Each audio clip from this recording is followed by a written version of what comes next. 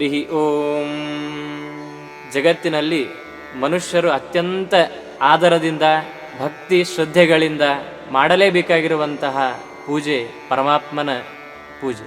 ಶ್ರೀಮದ್ ಆನಂದ ತೀರ್ಥ ಭಗವತ್ಪಾದಾಚಾರ್ಯರು ದ್ವಾದಶ ಸ್ತೋತ್ರದಲ್ಲಿ ಆಜ್ಞಾಪಿಸಿದಂತೆ ಪ್ರೀಣಯಾಮೋ ವಾಸುದೇವಂ ದೇವತಾ ಮಂಡಲ ಖಂಡಮಂಡನಂ. ನಮ್ಮ ಸಮಗ್ರವಾಗಿರುವಂತಹ ಉಸಿರೂ ಕೂಡ ಆ ಪರಮಾತ್ಮನ ಪೂಜೆಯಾಗಿರಲಿ ಎಂಬುದಾಗಿ ಅವರ ಆಜ್ಞೆಯಾಗಿದೆ. ಆದ್ದರಿಂದ ಪರಮಾತ್ಮನ ಪ್ರೀತಿಯೇ ಸಂಪ್ರೀತಿಯೇ ನಮ್ಮ ಆತ್ಮೋನ್ನತಿಗೆ ಕಾರಣವಾಗಿದೆ. ಈ ನಿಟ್ಟಿನಲ್ಲಿ ಅನೇಕ ಶ್ರದ್ಧಾಳುಗಳ ಅಪೇಕ್ಷೆಯ ಮೇರೆಗೆ ನಮ್ಮ ಒಂದು ಆಸಕ್ತಿಯಿಂದ ಪರಮಾತ್ಮನ ತಂತ್ರಸಾರೋಕ್ತವಾದ ಶ್ರೀಮದ್ ಆನಂದತೀರ್ಥ ಭಗವತ್ಪಾದಾಚಾರ್ಯರ ಆಜ್ಞೆಯಂತೆ ಪರಮಾತ್ಮನ ಆರಾಧನೆಯನ್ನು ಮಾಡಲು ಈ ದೇವಪೂಜಾ ಪದ್ಧತಿ ವಿಸ್ತಾರವಾಗಿಯೂ ಯಾರಿಗೆ ಅಲ್ಪ ಸಮಯದಲ್ಲಿಯೇ ಪರಮಾತ್ಮನ ಆರಾಧನೆಯನ್ನು ಮಾಡಬೇಕು ಎಂಬ ಅಚಲವಾದ ಆಸಕ್ತಿ ಇದೆಯೋ ಅವರಿಗೂ ಸಹ ಸಂಕ್ಷೇಪ ದೇವಪೂಜಾ ಪದ್ಧತಿ, ಇದರಲ್ಲಿ ವಿಶೇಷವಾಗಿ ವೈಶ್ವದೇವ, ಬಲಿಹರಣ, ತುಳಸಿಯ ಪೂಜೆ, ಗೋಗ್ರಾಸ, ಹಸ್ತೋದಕ ಇವುಗಳು ಕೂಡ ಒಳಗೊಂಡಿರುತ್ತದೆ. ಆದ್ದರಿಂದ ಆ ಪರಮಾತ್ಮನ ಪೂಜೆಗಾಗಿ ಮೊದಲಿಗೆ ಭಕ್ತನಲ್ಲಿ ಇರಬೇಕಾಗಿರುವಂತಹ ಅಂಶವು ಏನೆಂತಂದರೆ ಭಕ್ತಿ, ಆದರ, ಶ್ರದ್ಧೆ.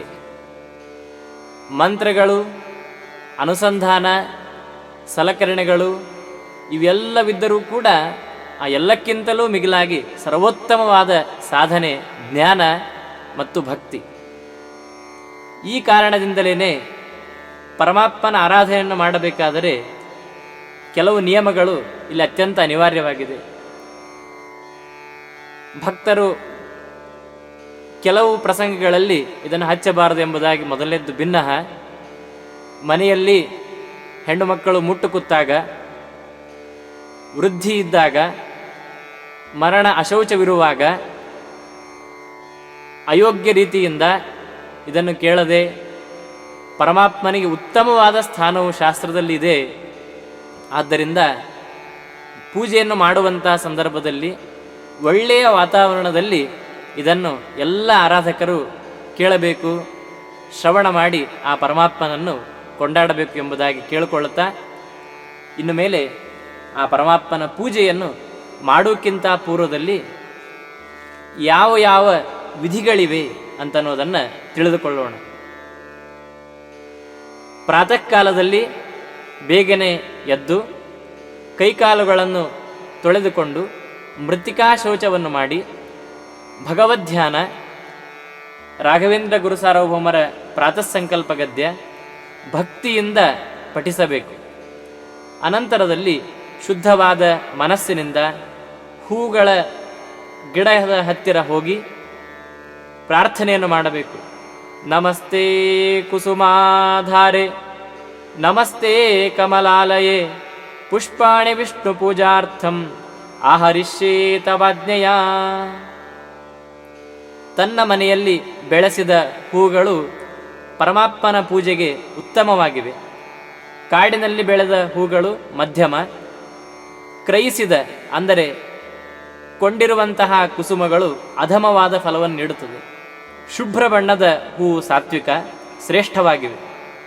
ಕೆಂಪು ಬಣ್ಣದ ಪುಷ್ಪಗಳು ರಾಜಸ, ನೀಲಿ ಹೂಗಳು ತಾಮಸ. ಪರಮಾತ್ಮನ ಪೂಜೆಗೆ ಯಾವ ಕುಸುಮಗಳು ಉತ್ತಮವಾಗಿವೆ ಅಂತ ತಿಳಿದುಕೊಳ್ಳಬೇಕಾದರೆ ಕಮಲ, ಜಾಜಿ, ಕೇತಕಿ, ಕರವೀರ ಅಂದರೆ ಕಣಗಿಲು, ಮಾಲತಿ, ಮಲ್ಲಿಗೆ, ತಾವರೆ, ಪಾರಿಜಾತ, ಹರಿಚಂದನ, ಮಂದಾರ, ಚಂಪಕ, ಸೂಜಿ ಮಲ್ಲಿಗೆ, ನಿತ್ಯ ಮಲ್ಲಿಗೆ, ಏಳು ಸುತ್ತಿನ ಮಲ್ಲಿಗೆ, ಸೇವಂತಿಗೆ, ಬಕುಲ ಮುಂತಾದ ಹೂಗಳು ಪರಮಾತ್ಮನಿಗೆ ಅತ್ಯಂತ ಪ್ರಿಯವಾಗಿರುವಂತಹ ಕುಸುಮಗಳು.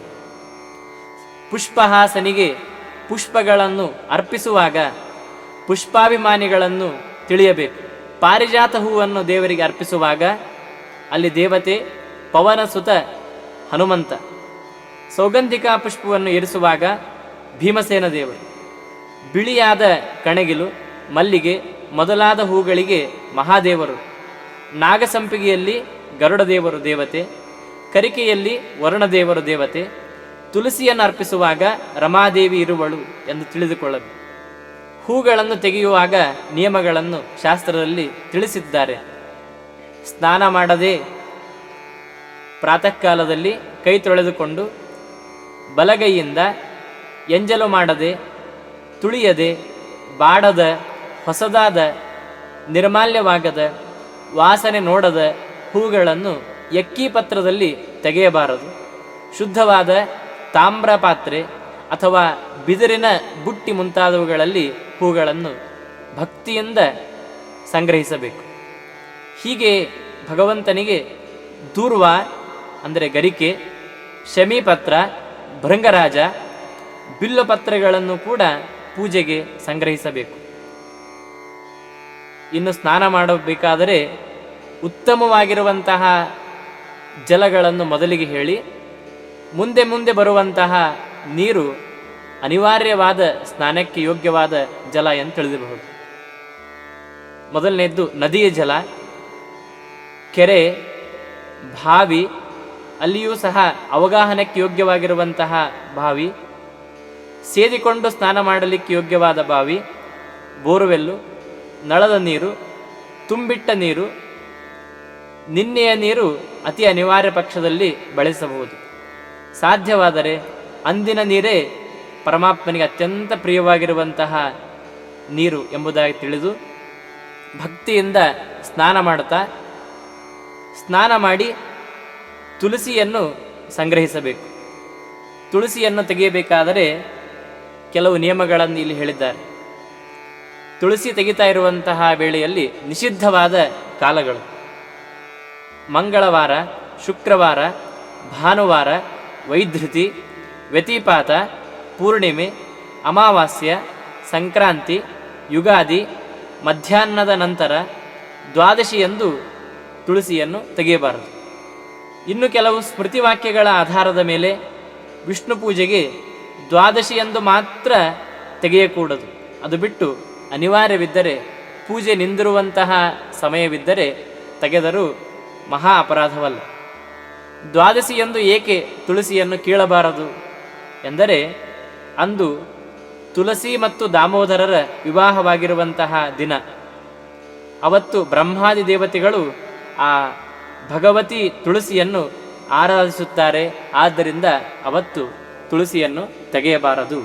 ತುಳಸಿ ಪ್ರಾರ್ಥನೆಯನ್ನು ಮಾಡುವಂತಹ ವೇಳೆಯಲ್ಲಿ ಶ್ರದ್ಧೆಯಿಂದ ಶ್ರಿಯಪ್ರಿಯೇ ಶ್ರಿಯಾವಾಸೆ ನಿತ್ಯಂ ಶ್ರೀಧರವಲ್ಲಭೆ ಭಕ್ತ್ಯಾ ದತ್ತಂ ಮಯಾರ್ಘ್ಯಂ ಹಿ ತುಳಸಿ ಪ್ರತಿಗೃಹ್ಯತಾಂ ಮನಃಪ್ರಸಾದ ಜನನಿ ಸುಖ ಸೌಭಾಗ್ಯವರ್ಧನಿ ಆಧಿವ್ಯಾಧಂಚ ಹರಮೆ ತುಳಸಿ ತ್ವಾಂ ನಮಾಮ್ಯಹಂ ಶ್ರಿಯಂ ದೇಹಿ ಯಶೋ ದೇಹಿ ಕೀರ್ತಿಮಾಯುಸ್ತಥಾ ಸುಖಂ ಬಲಂ ಪುಷ್ಟಿಂ ತಥಾ ಧರ್ಮಂ ತುಳಸಿ ತ್ವಂ ಪ್ರಯಚ್ಛ ಮೇ ಪ್ರಸೀದ ಮಮ ದೇವೇಶಿ ಪ್ರಸೀದ ಹರಿವಲ್ಲಭೆ ಕ್ಷೀರೋದನ್ಮಥನೋದ್ಭೂತೆ ತುಳಸಿ ತ್ವಂ ಪ್ರಸೀದ ಮೇ ಎಂದು ಪ್ರಾರ್ಥಿಸಿ, ತುಳಸ್ಯಮೃತ ಜನ್ಮಾಸಿ ಸದಾ ತ್ವಂ ಕೇಶವಪ್ರಿಯೆ ಕೇಶವಾರ್ಥಂ ವಿಚನು ಮೇ ವರದಾ ಭವ ಸುವ್ರತೆ. ತುಳಸಿಯನ್ನು ಪ್ರಾರ್ಥಿಸಿ ನವಲಲಿತವಾದ ತುಳಸಿ ದಳವು ಪೂಜೆಗೆ ಉತ್ತಮ. ಎಲೆ, ಕಾಷ್ಠ, ತೆನೆ, ಕೊನೆಗೆ ನಿನ್ನೆಯ ನಿರ್ಮಾಲ್ಯ ತುಳಸಿಯಾದರೂ ಶುದ್ಧವಾದ ಜಲದಿಂದ ಪ್ರಕ್ಷಾಲನೆ ಮಾಡಿದರೂ ದೋಷವಿಲ್ಲ. ಅದೂ ಇಲ್ಲದಿದ್ದರೆ ತುಳಸಿ ತುಳಸಿ ಎಂದು ಸ್ಮರಣೆ ಮಾಡಿಯಾದರೂ ಜಲಜಾಕ್ಷನ ಅರ್ಚಿಸಿರಯ್ಯ ಎಂದು ದಾಸರು ಹೇಳಿದಂತೆ, ಇಂತಹ ತುಳಸಿಯನ್ನು ತಾಮ್ರದ ಪಾತ್ರೆಯಲ್ಲಿ ಅಥವಾ ವಂಶಪಾತ್ರೆ ಅಂದರೆ ಬಿದಿರಿನ ಪಾತ್ರೆಯಲ್ಲಿಯೂ ಕೂಡ ತೆಗೆದುಕೊಳ್ಳಬಹುದು. ಸಾಧ್ಯವಾದರೆ, ಆರೋಗ್ಯವಿದ್ದರೆ ಇನ್ನೊಮ್ಮೆ ಸ್ನಾನವನ್ನು ಮಾಡಿ ಪರಮಾತ್ಮನನ್ನು ಆರಾಧಿಸಲು ಮಂಟಪಕ್ಕೆ ಬರಬೇಕು. ಪೂರ್ವಾಭಿಮುಖವಾಗಿ ಪೀತಾಂಬರವನ್ನು ಧರಿಸಿ ಕಚ್ಚೆ ಹಾಕಿಕೊಳ್ಳಬೇಕು. ಕಚ್ಚೆಯನ್ನು ಹಾಕಿಕೊಳ್ಳದೆ ಮಾಡಿರುವಂತಹ ಕರ್ಮ ಕಲಿಯು ಸ್ವೀಕರಿಸುವನು. ಆದ್ದರಿಂದ ಅನಿವಾರ್ಯವಾಗಿ ಕಚ್ಚಧಾರಣ ಮಾಡಲೇಬೇಕು. ವಸ್ತ್ರ ಹತ್ತಿಯಿಂದ ಮಾಡಿದ ನೀಲಿ ಬಟ್ಟಿ ಧರಿಸದೇ ಬಾರದು. ನೀಲ ವಸ್ತ್ರದಲ್ಲಿ ಮಾಡಿರುವಂತಹ ಕರ್ಮಗಳು ಆಸುರವಾಗುತ್ತದೆ.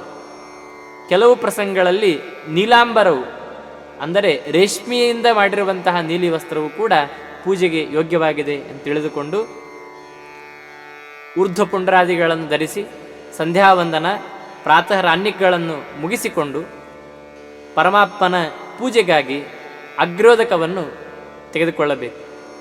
ಶುದ್ಧವಾದ ಸುವರ್ಣ, ತಾಮ್ರ ಇತ್ಯಾದಿ ಕಲಶಗಳಲ್ಲಿ ನೀರನ್ನು ತುಂಬಬೇಕಾದರೆ ವಸ್ತ್ರವನ್ನು 3 ಮಡಿಕೆಯನ್ನು ಮಾಡಿ ಕಲಶದ ಮೇಲೆ ಬಟ್ಟೆಯನ್ನು ಹಾಕಿ ನೀರನ್ನು ಶೋಧಿಸಿ ತಲೆಯ ಮೇಲೆ ಅಥವಾ ಬಲಗೈಯಲ್ಲಿ ಹಿಡಿದುಕೊಂಡು ಉಗುರು ನೆರಳು ಬೀಳದಂತೆ ಆ ಕಲಶವನ್ನು ತೆಗೆದುಕೊಂಡು ಬರಬೇಕು.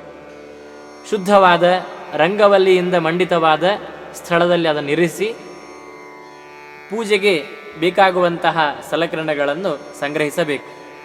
ಮೊದಲಿಗೆ ಗಂಧವನ್ನು ತೆಗೆದು, ಗಂಧ ನೀರಾಗಿರಬಾರದು, ಅದು ಗಂಧ ಖಂಡ, ಚಂದನ ಖಂಡ ಎಂದು ಕರೆಯುತ್ತಾರೆ. ಅಂದರೆ ಆರ್ದ್ರವಾಗಿದ್ದರೂ ಸಹ ಅದು ಗಟ್ಟಿಯಾಗಿ ಉಂಡೆಯಾಗಿರಬೇಕು. ಅಂತಹ ಗಂಧವನ್ನು ತೆಗೆದು ಅತ್ಯಂತ ಪ್ರಿಯವಾಗಿರ್ತಕ್ಕಂಥದ್ದು ಸ್ವಾದುದಕ. ಅದನ್ನು ಹೇಳ್ತಾರೆ ಶಾಸ್ತ್ರದಲ್ಲಿ. ಸ್ವಾದುದಕ ಎಂದರೆ ಏನೇನೋ ಸಾಮಗ್ರಿಗಳು ಇರಬೇಕು ಅದರಲ್ಲಿ. ಮೊದಲನೆಯದ್ದು ತುಳಸಿ ಕಾಷ್ಠ, ಎರಡನೆಯದ್ದು ಚಂದನ, ಮೂರನೆಯದ್ದು ಕೇಶರ, ನಾಲ್ಕನೆಯದ್ದು ಪಚ್ಚಕರ್ಪೂರ, 5 ಅಗರು, 6 ಗೋರೋಚನ, 7 ದೇವದಾರು, 8 ನೆಲ್ಲಿಚಕ್ಕಿ. ಇವು 8 ವಸ್ತುಗಳ ಮಿಶ್ರಣವೇ ಸ್ವಾದುದಕ. ಇದು ಶ್ರೀಹರಿಗೆ ಅತಿ ಪ್ರೀತ್ಯಾಸ್ಪದ. ಭಗವಂತನಿಗೆ ಸ್ವಾದುದಕವು ಎಷ್ಟು ಪ್ರೀತ್ಯಾಸ್ಪದ, ನಮ್ಮ ಎಷ್ಟು ಅಪರಾಧಗಳನ್ನು ಪರಿಹಾರ ಮಾಡುತ್ತದೆ ಎಂತನು ತಿಳಿಯೋ ಸಲುವಾಗಿ ಶಾಸ್ತ್ರದಲ್ಲಿ ಒಂದು ಚಿಕ್ಕದಾದ ಒಂದು ಲೆಕ್ಕವನ್ನು ಹೇಳ್ತಾರೆ. ಪರಮಾತ್ಮನಿಗೆ ನೀರಿನಿಂದ ಅಭಿಷೇಕ ಮಾಡಿದರೆ 10 ಅಪರಾಧಗಳನ್ನು ಕ್ಷಮಿಸುವ, ಹಾಲಿನಿಂದ ಅಭಿಷೇಕ ಮಾಡಿದರೆ 100 ಅಪರಾಧಗಳನ್ನು ಕ್ಷಮಿಸುವ, ಮೊಸರಿನಿಂದ ಅಭಿಷೇಕ ಮಾಡಿದರೆ 1000 ಅಪರಾಧಗಳನ್ನು ಕ್ಷಮಿಸುವ, ತುಪ್ಪದಿಂದ ಅಭಿಷೇಕ ಮಾಡಿದರೆ 10,000 ಅಪರಾಧಗಳನ್ನು ಕ್ಷಮಿಸುವ, ಜೇನುತುಪ್ಪದಿಂದ ಅಭಿಷೇಕ ಮಾಡಿದರೆ 1,00,000 ಪಾಪಗಳನ್ನು ಪರಿಹರಿಸುವ, ಕಬ್ಬಿನ ಹಾಲಿನಿಂದ ಅಭಿಷೇಕಿಸಿದರೆ 10,00,000 ಅಪರಾಧಗಳನ್ನು ಕ್ಷಮಿಸುವ, ತೆಂಗಿನ ನೀರಿನಿಂದ ಮಾಡಿರುವಂತಹ ಅಭಿಷೇಕ 1,000,000 ಪಾಪಗಳನ್ನು ಪರಿಹರಿಸುತ್ತದೆ. ಆದರೆ ಎಲ್ಲಕ್ಕಿಂತಲೂ ಅತ್ಯಂತ ಉತ್ತಮವಾದ ಗಂಧಜಲ ಅಂದರೆ ಸ್ವಾದುದಕ ನಾವು ಮಾಡಿರುವ ಅನಂತ ಅಪರಾಧಗಳನ್ನು ಕ್ಷಮಿಸಿ ಅಚ್ಯುತನ ಪ್ರೀತಿಯನ್ನು ಸಂಪಾದಿಸುತ್ತದೆ. ಆದ್ದರಿಂದ ಸ್ವಾದುದಕವನ್ನು ಸಂಗ್ರಹಿಸಿ ಅಕ್ಷತೆಯನ್ನು ಕೂಡ ತೆಗೆದುಕೊಳ್ಳಬೇಕು ಪೂಜೆಗಾಗಿ. ಇವುಗಳನ್ನು ಬೇರೆ ಪಾತ್ರದಲ್ಲಿ ಹಾಕಿ ಅಕ್ಷತೆ ಮತ್ತು ಗಂಧ ಚಿಕ್ಕದಾದ ಇನ್ನೊಂದು ಪಾತ್ರೆಯಲ್ಲಿ ಹಾಕಿ ಕಲಶ ಪೂಜೆಗಾಗಿ ಮತ್ತು ಶಂಖ ಪೂಜೆಗಾಗಿ ಅವುಗಳನ್ನು ಪ್ರತ್ಯೇಕವಾಗಿ ಇರಿಸಬೇಕು. ಮತ್ತೆ ಕೆಲವೊಂದು ನಿಯಮಗಳನ್ನು ಸಂಕ್ಷೇಪವಾಗಿ ತಿಳಿದುಕೊಳ್ಳೋಣ. ದೇವರ ಪೂಜೆಯನ್ನು ಮಾಡಬೇಕಾದಾಗ ನಿರ್ಮಾಲ್ಯವನ್ನು ಮಾಡುವುದು ಅತ್ಯಂತ ಅನಿವಾರ್ಯ. ಆದರೆ ನಿರ್ಮಾಲ್ಯ ಕಾಲವನ್ನು ಹೇಳಿದ್ದಾರೆ. ಸೂರ್ಯೋದಯವಾದ 1 ಘಟಿಕೆ ಅಂದರೆ 24 ನಿಮಿಷದಲ್ಲಿ ನಿರ್ಮಾಲ್ಯ ವಿಸರ್ಜನೆ ಮಾಡಬೇಕು. ಒಂದು 24 ನಿಮಿಷದ ನಂತರ ನಿರ್ಮಾಲ್ಯ ವಿಸರ್ಜನೆ ಮಾಡಿದರೆ ಸಣ್ಣ ಸಣ್ಣ ಪಾಪಗಳು ನಮ್ಮ ಮೈಗೆ ಮುತ್ತುತ್ತವೆ. ಸೂರ್ಯೋದಯವಾದ ಮೇಲೆ 3 ಗಂಟೆಯಾದರೂ ಯಾರು ನಿಶ್ಚಿತವಾಗಿ ಪೂಜೆಯನ್ನು ಮಾಡೋದಿಲ್ಲ, ನಿರ್ಮಾಲ್ಯ ವಿಸರ್ಜನೆ ಮಾಡೋದಿಲ್ಲ. ಅದಕ್ಕೆ ಯಾವ ಪ್ರಾಯಶ್ಚಿತ್ತವೂ ಇಲ್ಲ. ಆದ್ದರಿಂದ ಸೂರ್ಯೋದಯಕ್ಕಿಂತ ಪೂರ್ವದಲ್ಲಿಯೇ ನಿರ್ಮಾಲ್ಯ ವಿಸರ್ಜನೆಯನ್ನು ಮಾಡಿ ಭಗವಂತ ಅನುಗ್ರಹವನ್ನು ಪಡೆಯಬೇಕು. ಉದ್ಧರಣೆಯಿಂದ ಶಂಖದಲ್ಲಿ ನೀರನ್ನು ಹಾಕಬೇಕು ವಿನಃ ಶಂಖವನ್ನೇ ಕಲಶದ ನೀರಲ್ಲಿ ಎದ್ದಬಾರದು. ಏಕೆಂದರೆ ಕಲಶದಲ್ಲಿ ಇರುವಂತಹ ಜಲ ಶಂಖದ ಬುಡಭಾಗ ಅಂದರೆ ಪೃಷ್ಠಭಾಗವು ಸ್ಪರ್ಶವಾದರೆ ಆ ಕಲಶೋದಕ ಅಪವಿತ್ರವಾಗುತ್ತದೆ ಅಂತಲೂ ತಿಳಿಯಬೇಕು. 3ನೆಯ ನಿಯಮ, ಛತ್ರ, ಚಾಮರ, ನೃತ್ಯ, ಗೀತ, ಆಭರಣ, ಆಂದೋಲಿಕ ಮುಂತಾದ ಉಪಚಾರಗಳು ಸಮರ್ಪಿಸಲು ಭಕ್ತನಿಗೆ ಆಗದಿದ್ದರೆ, ಅಷ್ಟು ವೈಭವದಿಂದ ಪೂಜೆ ಮಾಡಲು ಅನುಕೂಲಗಳಿಲ್ಲದಿದ್ದರೆ ಕೇವಲ ಪರಮಾತ್ಮನನ್ನು ಭಕ್ತಿಯಿಂದ ಸ್ಮರಿಸಿದರೂ ಪೂಜೆಗಳನ್ನು ಮಾಡಿದಂತೆ, ಉಪಚಾರಗಳನ್ನು ಸಮರ್ಪಿಸಿದಂತೆ. ಒಂದು ಉಪಚಾರವಾದ ಬಳಿಕ ಕೈ ತೊಳೆದು ಮತ್ತೆ ಉಪಚಾರವನ್ನು ಮಾಡಬೇಕು. ಇಲ್ಲದಿದ್ದರೆ ಮುಂದಿನ ಉಪಚಾರಗಳೆಲ್ಲವೂ ಕೂಡ ನಿರ್ಮಾಲ್ಯವೆನಿಸಿಕೊಳ್ಳುತ್ತವೆ. ದೇವರಿಗೆ ಏರಿಸಿರುವಂತಹ ಬಂಗಾರದ ಆಭರಣಗಳು ಇವುಗಳು ಸೂರ್ಯಚಂದ್ರ ಇರುವವರೆಗೂ ಕೂಡ ನಿರ್ಮಾಲ್ಯವೆನಿಸುವುದಿಲ್ಲ. ಕೆಲವು ಪ್ರಸಂಗಗಳಲ್ಲಿ ಹೂವಿಲ್ಲದಿದ್ದರೆ ಪಲ್ಲವಗಳಿಂದಲೂ ಆರಾಧಿಸಬಹುದು. ಪೂಜೆಗೆ ಅತ್ಯಂತ ಪ್ರಧಾನವಾಗಿರುವಂತಹ ಸಲಕರಣೆಗಳು. ಕೆಲವೊಬ್ಬ ಭಕ್ತರಲ್ಲಿ ಪೂಜೆ ಮಾಡಬೇಕು ಎನ್ನುವಂತಹ ಮನಸ್ಸು ಇರುತ್ತದೆ, ಆದರೆ ಅನುಕೂಲಗಳು ಇರುವುದಿಲ್ಲ.